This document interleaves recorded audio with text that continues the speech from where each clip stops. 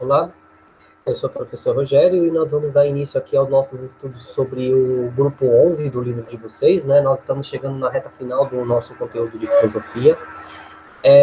Bem, então na aula passada a gente falou um pouquinho, né, sobre a questão do preconceito, né, entre né, o preconceito, a discriminação e como que isso interfere, né, dentro da sociedade humana, né, de uma forma mais, né, direta.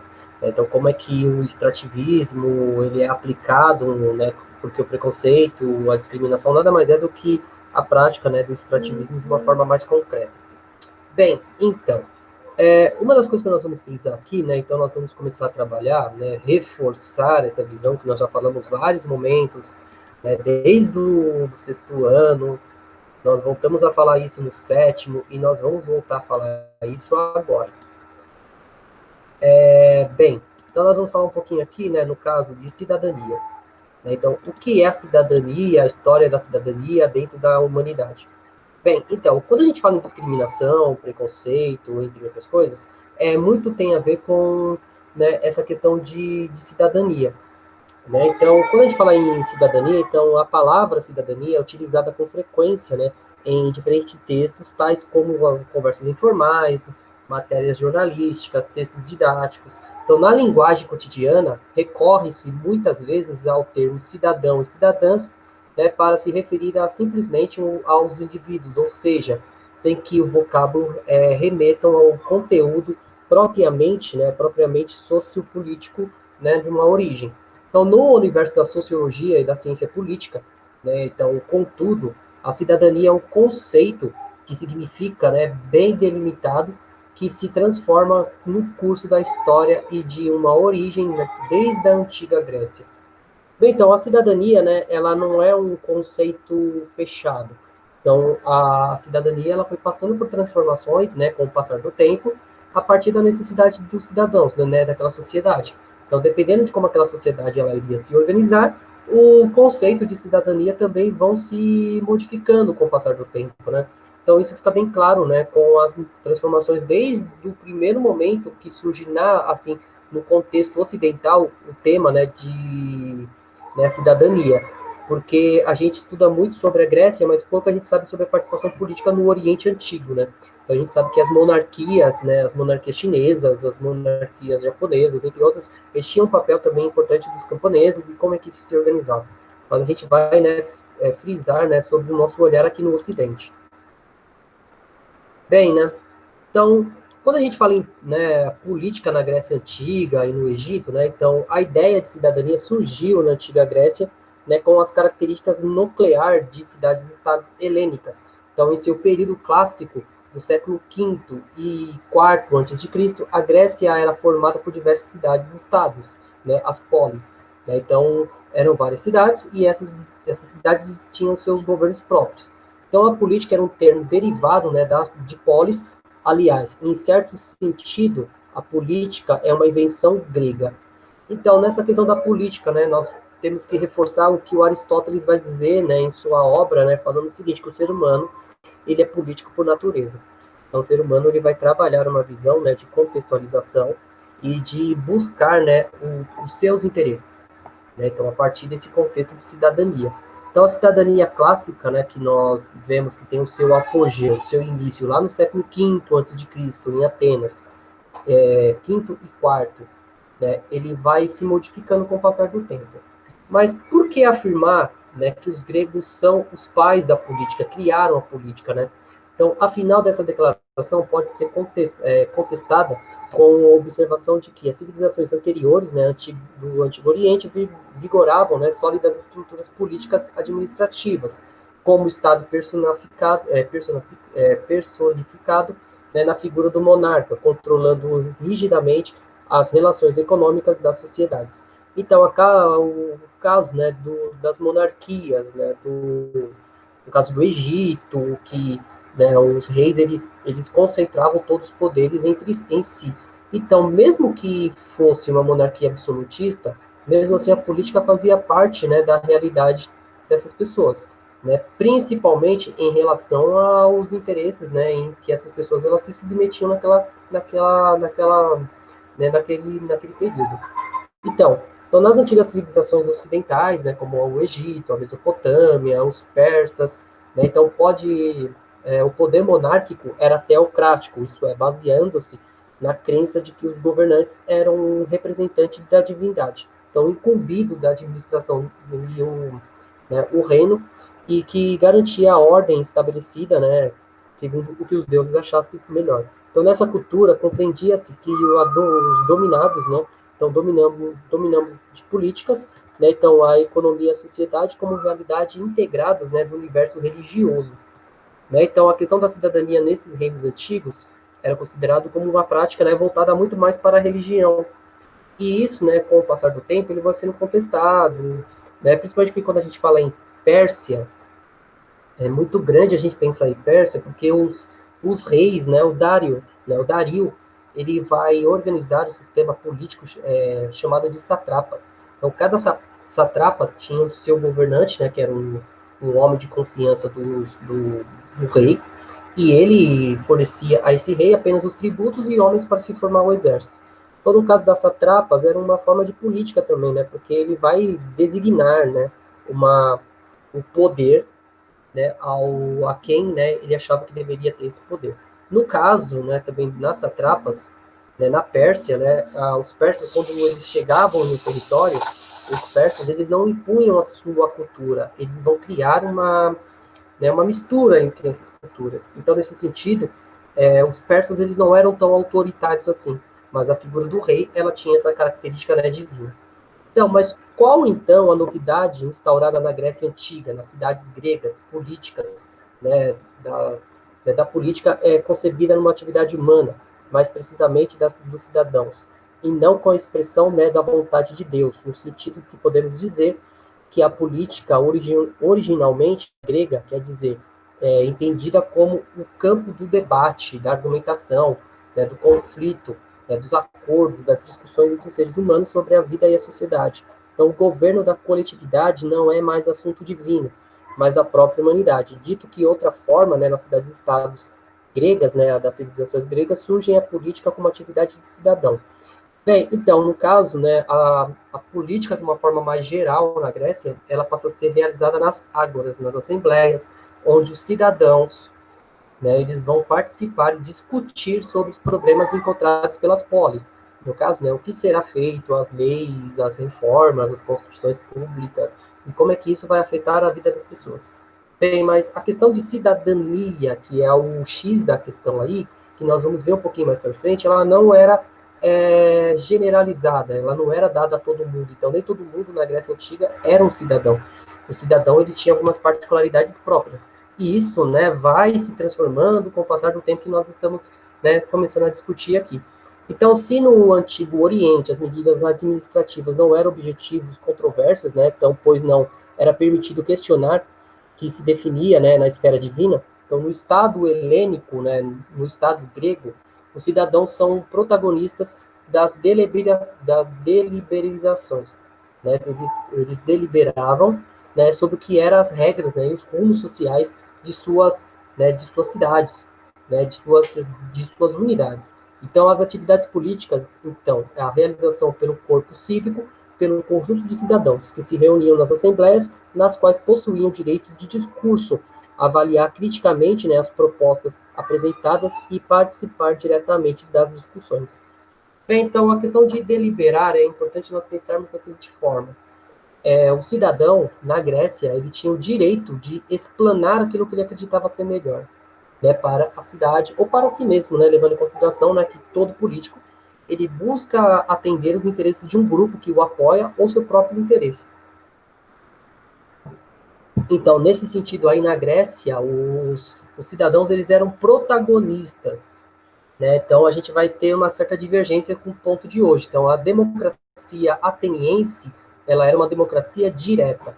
Então o cidadão, né, ele era responsável por impor aquilo que ele acreditava ser correto. Então ele não esperava que os outros colocassem, né, na discussão. Tanto é que na Grécia um dos valores mais valorizados, né, do cidadão era o poder de retórica desse cidadão.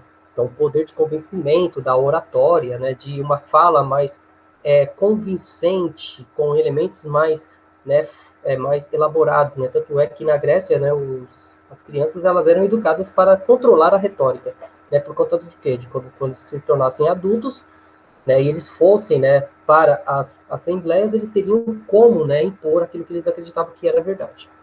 Bem, então, no caso, né, nas cidades gregas, então era politicamente organizada de forma oligárquica ou democrática.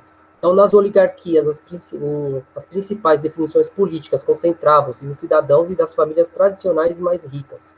Então, os direitos de cidadania não se estendiam plenamente para todas as pessoas, de menor prestígio social.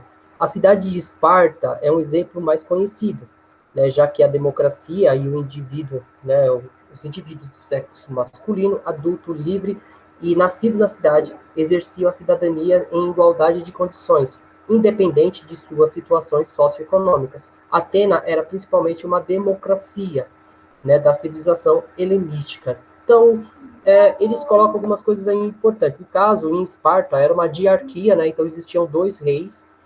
Esses reis, eles acatavam algumas solicitações, né, do parlamento, né, das assembleias, e os esparciatas, né, que eram os espartanos, os cidadãos, que eram as oligarquias, né, eram pessoas ricas, eram pessoas que tinham nascido em Esparta, homens livres, então escravos, estrangeiros, mulheres, homens livres pobres não tinham participação, né, na democracia espartana, também como não vai participar na democracia ateniense.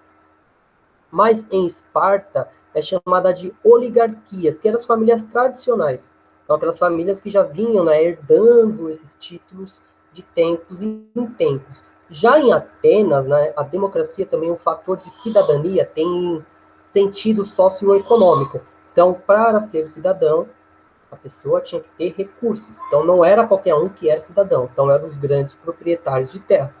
Que, de uma certa forma ou de outra, também é o que nós chamamos, né, que o Aristóteles vai denominar de aristocracia, né, que são os cidadãos proprietários de terras. Então, os aristocratas, aqueles que estão, né, os escolhidos, né, o Platão vai falar da democracia dos filósofos no seu livro A República, né, que segundo Platão, para que a política fosse bem exercida, ela deveria ser realizada pelos filósofos. Então, nós temos uma grande discussão sobre a cidadania na Grécia, né, mas o importante é nós pensarmos da seguinte forma: o cidadão eram pessoas que tinham condições, pessoas que tinham recursos, né, para, né, se tornar, né, políticos.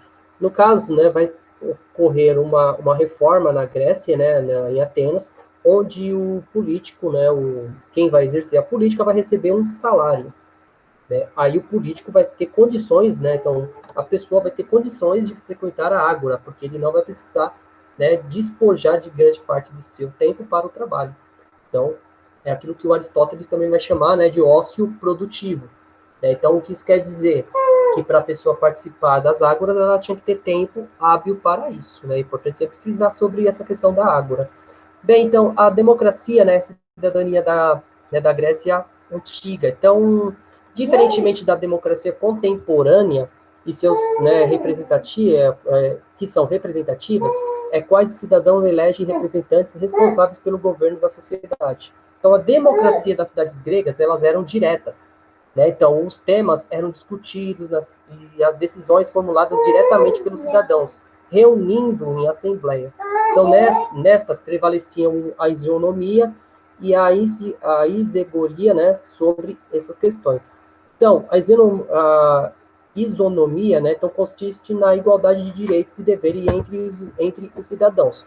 Então, todos os cidadãos eram iguais. Então, todos os cidadãos vão ter os mesmos direitos. A questão da isegonomia, né, então, consiste no direito de se pronunciar e argumentar o que se defende, seus pontos de vista. Então, no caso, em Atenas, então, todo cidadão tinha o direito de participar da ágora. Então, todos os cidadãos, desde o mais simples até o mais rico, todos participavam e tinham direito à oratória, a discutir e a pronunciar o seu ponto de vista. Já na nossa atualidade, a democracia, ela é uma democracia representativa. Então, nós vamos escolher pessoas que vão, né, trabalhar para representar o povo. No caso aí, né, no caso a respeito da democracia ateniense, então a democracia ateniense ela era direta, não representativa em dois sentidos. O comparecimento da Assembleia, né, soberana era aberto a todos os cidadãos, então todo mundo poderia comparecer na Assembleia, e não havia burocracia, funcionários públicos, exceto em alguns escritórios. Então o governo era assim, então pelo povo, para o povo, no sentido mais literal. Então a Assembleia que detinha a palavra final na guerra e na paz, então nos tratados, né, das finanças, nas legislações e nas obras públicas, em suma, na totalidade das atividades governamentais. Então, era o concílio, né, um comício ao ar livre, com tantos milhares de cidadãos, né, com idades superiores a 18 anos. Então, quisessem, né, comparecer nesse determinado momento. Então, né, seguria, né, o direito universal, né, de falar na Assembleia. Então, eram algumas vezes empregados pelos escritos gregos como, né, sinônimo de democracia, e as decisões eram pelo voto da maioria, né, muitas vezes eram feitos, né, como se tivessem presentes. Bem, então, no caso, né, o voto ele era feito em um pedaço de cerâmica, né, um pedaço de vaso quebrado, e ele era, né, então, algo assim, o que a maioria decidia é o que seria aplicado, então, de uma forma direta. Então, não é que nem hoje que nós votamos um deputado e o deputado vai discutir e vai elaborar leis em nosso nome. Isso não fazia parte da política grega. Então, em fase dessas considerações, né, então, o que podemos constatar inicialmente, né, a respeito do conceito de cidadania em sua origem, né, grega? Então, as noções de cidadanias políticas vinculadas, né, intrinsecamente, né, então, ela está, né, de uma forma intrínseca, né, que está algo, né, inerente, está dentro do conceito. Então, o exercício, né, da política, do poder político, efetua-se na atividade dos cidadãos. Então, os seus direitos, deveres na sociedade. Então, os direitos, né, concernem, né, na própria participação política e na atuação nas assembleias. Então, sugestão, né, das medidas públicas, argumentação em torno das propostas, o posicionamento em relação a essas questões de interesse, né, da cidade e deveres, né, os deveres consistentes, né, a respeito das leis vigentes e o compromisso do bem público, né, no próprio exercício da cidadania entre os gregos. Então, os cidadãos que não se interessavam pela política eram avaliados negativamente, então mal vistos pela comunidade. Né? Então, a questão da política era algo que fazia parte do contexto, né, na Grécia. Né? Então, aquelas pessoas que não participavam, elas eram consideradas pessoas que não tinham, né, nesse sentido, né, uma vida bem, né, organizada, uma vida virtuosa. Então, ainda no contexto, né, do mundo antigo, né, a civilização romana, ela especificamente no seu período, né, republicano, a República Romana era oligárquica, né, em seus conjuntos de cidadãos hierarquizados nos níveis fixados em critérios censitários, isto é, pelos fatores econômicos. Então, nessa escala hierárquica, os direitos da cidadania eram plenos para os cidadãos mais ricos e diminuíam gradativamente nos grupos, né, situados em posições socioeconômicas inferiores. Né? Então,